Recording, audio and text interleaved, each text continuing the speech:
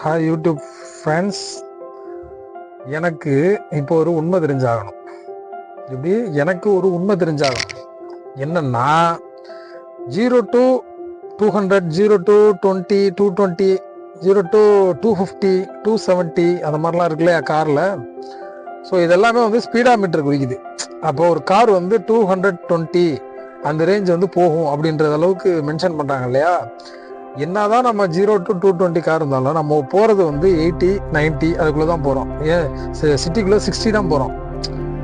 ஓகேவா? அந்த மாதிரி அப்புறம் எதுக்கு அதெல்லாம் வச்சுருக்காங்க? 220 எதுக்கு இருக்குது, 200 எதுக்கு இருக்குது, எனக்குள்ளே நான் கேள்வி கேட்டுப்பேன். ஸோ அந்த மாதிரி வாழ்க்கையில் நம்ம வந்து எவ்வளோ ஸ்பீடாக போகணும்னு நினச்சாலும் வாழ்க்கைன்றது நம்மளை ஸ்லோவாக தான் கூட்டிகிட்டு போகும். ஓகேவா? இது ரொம்ப நாளாக எனக்கு டவுட், அதான் இன்னைக்கு கிளியர் பண்ணேன்.